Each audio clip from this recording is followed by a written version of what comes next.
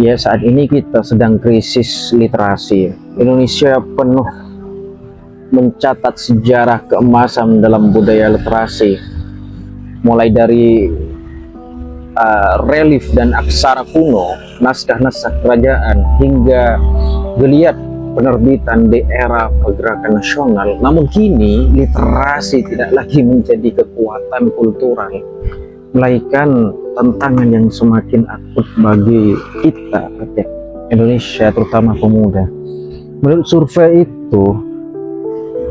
survei yang diadakan oleh UNESCO, tingkat literasi membaca pelajar Indonesia termasuk yang terendah di dunia. Terendah di dunia. Data ini bukan hanya tentang kemampuan membaca, tapi lebih jauh kemampuan memahami, kemudian mengkritisi, dan menggunakan informasi secara bermakna. Maka ini semacam hal yang ironis bagi kita yang memiliki sejarah literasi yang panjang. Apa sih faktor-faktor yang melemahkan budaya literasi di Indonesia? Yakni yang pertama, perubahan ekosistem informasi. Ya, dominasi visual dan yang sangat instan sekali. Masyarakat terutama generasi muda lebih banyak mengkonsumsi konten visual singkat seperti TikTok, kemudian Instagram, YouTube Short, dan semacamnya, daripada membaca panjang seperti buku. Jadi literasi digital tidak seiring dengan literasi kritis. Banyak yang bisa scroll tapi tak mampu memfilter. Jadi kebiasaan membaca tergeser oleh konsumsi konten pasif, short, dan semacamnya. Ya, ini tentu berdampak berapa penurunan konsentrasi, minimnya kemampuan berpikir mendalam, deep thinking, serta penurunan empati dan daya imajinasi masyarakat, terutama masyarakat muda kita. Yang kedua yaitu faktor yang sangat mendukung, yaitu pendidikan yang tak membudayakan membaca. Budaya membaca belum menjadi bagian organik dalam kurikulum, melainkan sekedar formalitas. Ya, formalitas dalam artian pojok baca ataupun cuman tugas. Fokus sekolah masih dominan pada hafalan dan nilai-nilai ujian, bukan pemahaman dan proses berpikir kritis. Guru pun seringkali tak memiliki kebiasaan membaca, apalagi menulis. Ini apa ya, semacam hasilnya apa? Literasi berkembang lambat. Ya, karena tidak ada ekosistem yang mendukung dari sekolah hingga rumah, bahkan lingkungan bahkan sama sekali tidak ada dukungan untuk literasi ini. Kemudian harga buku di Indonesia relatif mahal jika dibandingkan dengan daya beli masyarakat. Buku sangat mahal, kemudian fee penulis itu sangat besar. Distribusi buku di daerah terpencil sangat buruk. Perpustakaan umum kurang berkembang atau bahkan tidak ada. Dominasi penerbit besar menyebabkan ya konten buku homogen dan kurang memiliki keragaman lokal. Banyak yang haus baca, tapi tidak ada yang bisa dibaca. Kemudian faktor yang keempat,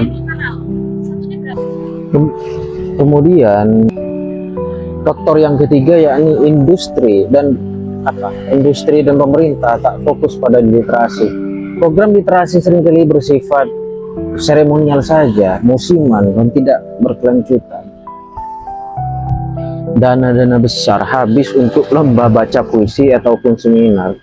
Ya, bukan pembentukan kebiasaan ataupun pembangunan komunitas baca-baca buku ataupun literasi yang urgen seperti itu. Serta kebijakan belum menyentuh akar masalah literasi struktural seperti ketimpangan akses, kemudian kualitas buku, dan kesejahteraan penulis. Ini yang sangat vital sekali untuk diperjuangkan seperti itu. Konsekuensi logis jangka panjang dari krisis literasi anak muda Indonesia itu apa? Yang pertama yaitu lemahnya daya saing generasi muda. tidak mampu bersaing di tingkat global dalam bidang akademik dan profesional karena lemahnya kemampuan berpikir kritis dan analisis yang dangkal. Kemudian dampak kedua yaitu mudah terjebak hoak dan manipulasi. Jadi rendahnya kemampuan literasi media. Literasi media menyebabkan masyarakat mudah diprovokasi, ia terpolarisasi dan mengalami krisis informasi yang sangat akut sekali. Kemudian yang ketiga yaitu stagnasi budaya inovatif.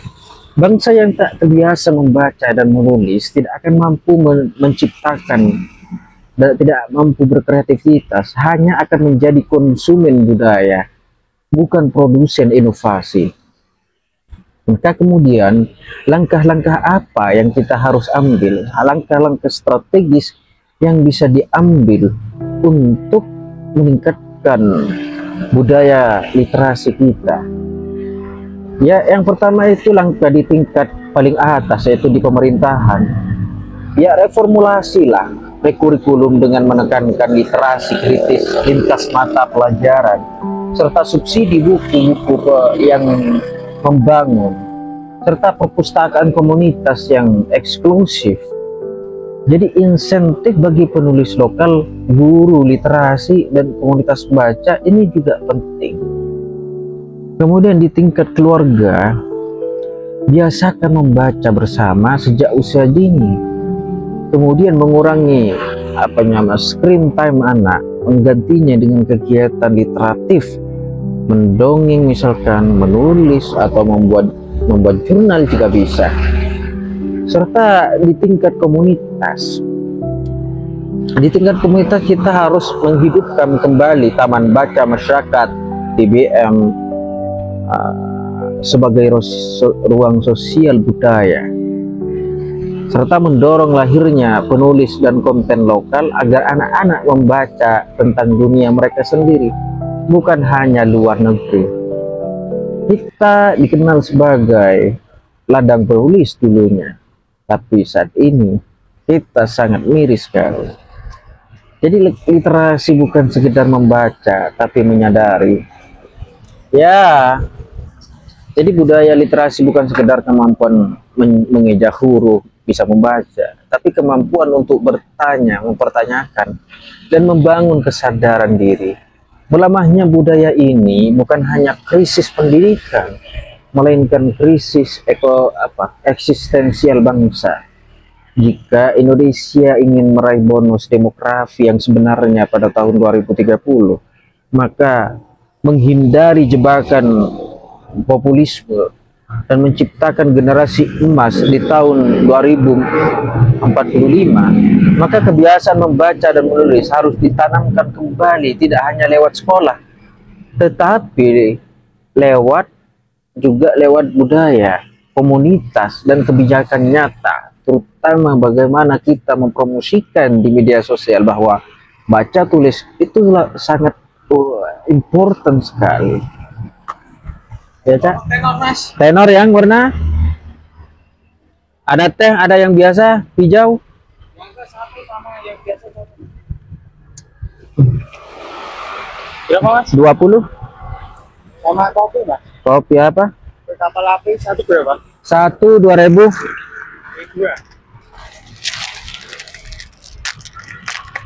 Oke, terima kasih, Cak.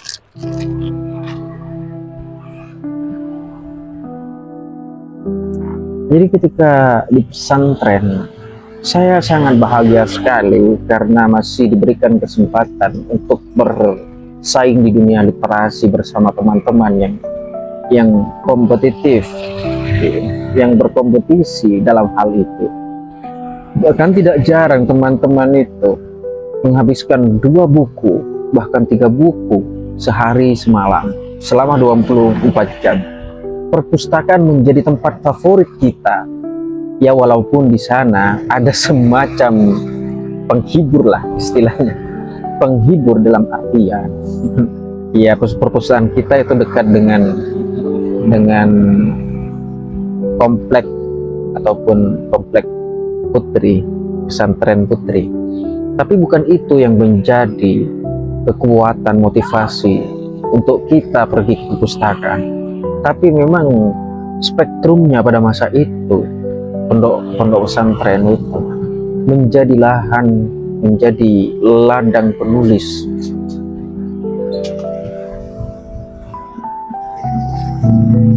Aja sukun yang hijau. Oke, 12. Oke.